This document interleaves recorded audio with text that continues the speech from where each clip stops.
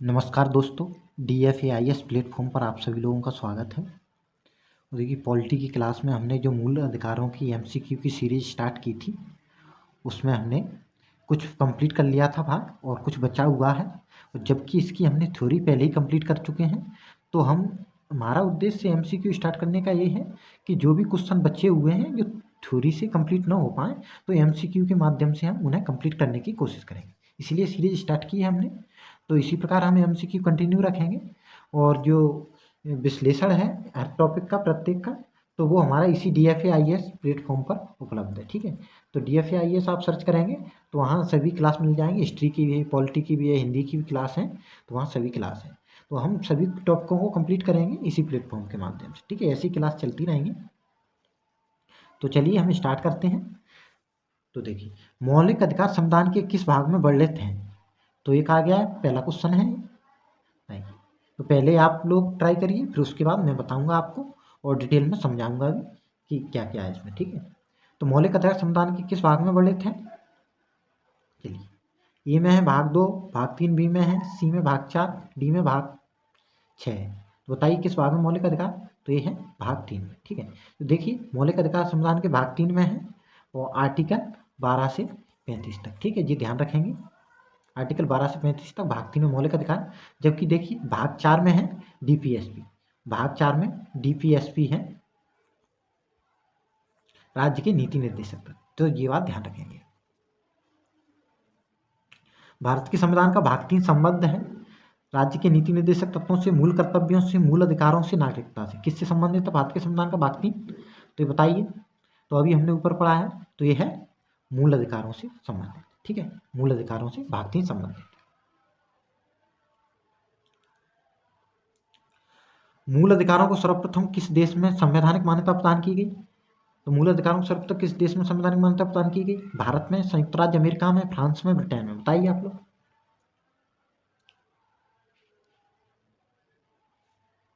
तो ये है संयुक्त राज्य अमेरिका। देखिए, सबसे पहले जो मूल अधिकारों को लेकर के जो आंदोलन हुआ था, मूल अधिकारों को लेकर, वो USA संयुक्त राज्य अमेरिका में ही हुआ था।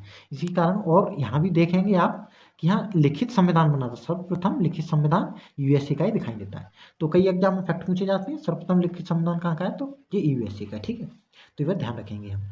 और मूल अधिकारों का जो आंदोलन शुरू हुआ था, जो चार्टर था मूल अधिकारों का, तो ये USA का ही है। ठीक है, तो मूल अधिकारों से संबंधित जो शुरुआत हुई थी वो USA से हुई थी और लिखित संविधान भी USA में ही पहली बार बना था। ठीक है, तो ये बात ध्यान रखेंगे।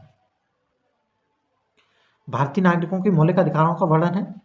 तो बताइए किन अनुच्छेद में मौलिक अधिकारों का वर्णन है? संविधान के अनुच्छेद 12 से 35, 13 से 36, 15 से 39, 16 से 40। ये किस में है मौलिक अधिकारों का वर्णन? तो ये है, ये देखिए, तो ये है संविधान के भाग 12 से अनुच्छेद 12 से 35 भाग 3 में। ठीक है, तो मैंने बताया था संविधान के भाग 3 और आर्टिकल 12 से 35 यानी कि 12 to 35। डॉक्टर भीमराव अम्बेडकर ने भारतीय संविधान के किस भाग को सर्वाधिक आलोकित भाग कहा है?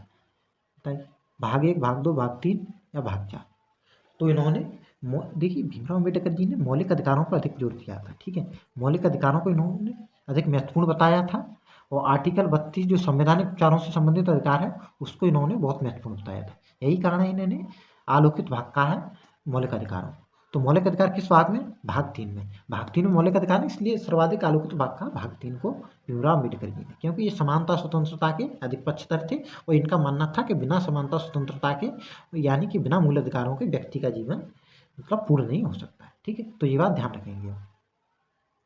मूल अधिकार मूल कहलाते हैं क्योंकि वह न्यायालय और परिवर्तनीय है, संयुक्त राष्ट्र मानवाधिकार घोषणा पत्र के अनुरूप है, सरलता से संशोधनीय नहीं है, मानव के प्राकृतिक और अप्रतिदेय अधिकार है। तो बताइए मूल अधिकार मूल क्यों कहलाते हैं? बताइए। तो इसका आंसर होना चाहिए मानव के प्राकृतिक और अप्रतिदेय अधिकार है। तो मूल अधिकार, मूल का मतलब है मतलब बेसिक अधिकार है। मनुष्य, देखिए आप, मानवाधिकार, एक क्वेश्चन आता है मानवाधिकार। तो मानवाधिकार का मतलब है जो मानव है उसे अधिकार प्राप्त है, ये भी प्राकृतिक अधिकार है। और मूल अधिकार, मानव अधिकार यदि ये है तो मूल अधिकार ये है। मूल अधिकार मानव अधिकार का ही भाग है। ठीक है, जो विभिन्न देशों ने संविधान के माध्यम से व्यक्तियों को उपलब्ध कराए हैं मूल अधिकार। तो इसलिए मूल अधिकार भी मूल है, यानी कि बेसिक है मानव अधिकार की तरह। ठीक है, तो ये मानव के प्राकृतिक अप्रतिदेय अधिकार।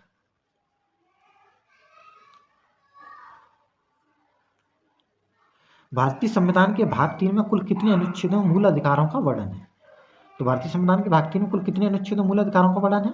21, 22, 23, 24। तो इस क्वेश्चन का आंसर हम डायरेक्ट दे सकते हैं। ये देखिए मैंने कहा था आर्टिकल 12 to 35 यहाँ वर्णन है। तो देखिए 12 से 35 तक कितने आर्टिकल हुए? 24। ठीक है, तो 24 आर्टिकल में मूल अधिकारों का वर्णन है। ठीक है, ये ध्यान रखें। भारतीय संविधान द्वारा भारतीय नागरिकों को कुल कितने मौलिक अधिकार प्रदान किए गए थे? तो भारत के संविधान द्वारा भारतीय नागरिकों को कुल कितने मौलिक अधिकार प्रदान किए गए थे? तो ये अधिकार हैं 7 मौलिक अधिकार प्रदान किए गए थे भारतीय संविधान द्वारा। अब देखिए नवा क्वेश्चन है, वर्तमान में भारतीय नागरिकों को कितने मौलिक अधिकार प्राप्त हैं? कितने मौलिक अधिकार प्राप्त हैं? तो ये है 6। तो देखिए ये क्वेश्चन यहाँ ये है कि देखिए दो हम जो समस्या आ सकती है इसमें ये मूल संविधान में कितने मौलिक अधिकार थे और वर्तमान में कितने मौलिक अधिकार। तो मूल संविधान में पूछा जाए तो 7 मौलिक अधिकार थे और वर्तमान में पूछा जाए तो 6 मौलिक अधिकार। देखिए क्योंकि जो एक मूल अधिकार था संपत्ति का अधिकार, ठीक है, तो संपत्ति के अधिकार को समानता के अधिकारों से मिलित था संपत्ति का अधिकार, इसको क्या हटा दिया गया, स्वतंत्रता की संपत्ति। ये देखिए अनुच्छेद आर्टिकल 19 के अंतर्गत था, यानी कि स्वतंत्रता के अधिकार में, तो इसे हटा दिया गया संपत्ति के अधिकार। ठीक है, ये कब हटा? ये हटा 44वें संविधान संशोधन 1978, यानी कि 44वें संविधान 1978 में जब जनता पार्टी की सरकार आई उस समय इसको संपत्ति के अधिकारों को मौलिक अधिकारों की श्रेणी से हटा दिया गया था। ठीक है, तो ये ध्यान रखेंगे।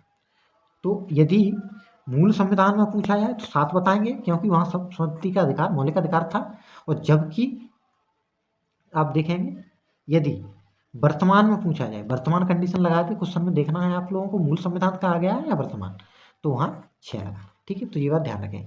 किसी भी एग्जाम में क्वेश्चन पूछे जा सकते हैं। देखिए बड़े एग्जाम में भी क्वेश्चन पूछे जा सकते हैं, पीएससी में, यूपीएससी में भी क्वेश्चन पूछे जा सकते हैं। वहाँ जो होगा यूपीएससी का एक एरिया है कि वो स्टेटमेंट बना करके क्वेश्चन पूछता है। ठीक है, स्टेटमेंट बना करके, और पीएससी में डायरेक्ट क्वेश्चन पूछे जा सकते हैं। और वनडे एग्जाम कोई भी हो, एसएससी, पटवारी, बैंकिंग, कोई भी एग्जाम हो, तो वहाँ इसी तरीके से क्वेश्चन डायरेक्ट पूछे जा सकते हैं। ठीक है, तो ये ध्यान रखेंगे। भारत के संविधान में मौलिक अधिकार मूल संविधान का हिस्सा था, चौथे संशोधन द्वारा जोड़े गए थे, संसद द्वारा 1952 में जोड़े गए थे, 42वें संशोधन द्वारा जोड़े गए थे। तो मौलिक अधिकार क्या है बताइए आप लोग।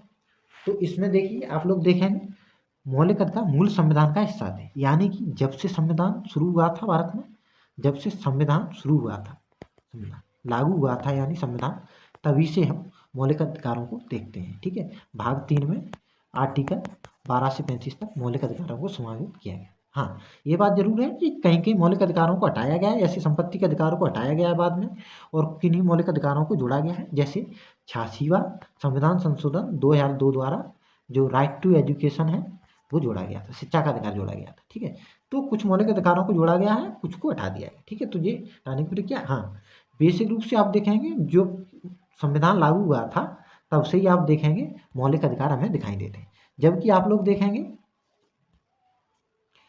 कि जो मूल कर्तव्य हैं, मूल कर्तव्य आप देखेंगे कि 42वें संविधान संशोधन 1976 में जब स्वर्ण सिंह समिति की सिफारिश पर इन्हें जोड़ा गया था। तो मूल कर्तव्य संविधान का हिस्सा नहीं थे, लेकिन मूल अधिकार संविधान का हिस्सा थे, मूल संविधान। ठीक है, इसलिए मूल कर्तव्यों को बाद में जोड़ा गया है और मौलिक अधिकारों को पहले ही समाहित किया गया, यानी कि जब से संविधान लागू था तभी से। ठीक है, तो ये ध्यान रखेंगे हम। ठीक है, तो इसी प्रकार हम इन क्वेश्चनों की श्रृंखला को आगे लेकर के चलेंगे, और इस पे देखिए डिटेल में हमने टॉपिकों को लिया है, उनका विश्लेषण भी किया है। इसलिए आप लोग जिन लोगों ने चैनल को सब्सक्राइब नहीं किया है वो DFA-IAS प्लेटफॉर्म को सब्सक्राइब भी कर लेंगे, जिससे एक भी क्लास आप लोगों की छूटेगी नहीं। और हम सभी टॉपिक को कवर करेंगे, सभी सब्जेक्ट हैं उनको कवर करेंगे, और ये क्लास आप लोगों की फ्री ऑफ कॉस्ट रहेगी। ठीक है, किसी प्रकार की पे करने की आवश्यकता नहीं रहेगी आपको, और हम सभी क्लासों को कंप्लीट करेंगे, और सभी सब्जेक्ट आपके कि कोई भी तैयारी कर रहे हो आप कंप्लीट कराने की कोशिश करेंगे। और हम बोर्ड के माध्यम से कराएंगे आप तैयारी कुछ ही दिनों में, जब हम इस श्रृंखला को इसी पे कंप्लीट करेंगे स्क्रीन रिकॉर्डर के माध्यम से, लेकिन बोर्ड पर क्लास होंगी अब हमारी, जिससे आपको डिटेल में समझ में आए। ठीक है, धन्यवाद।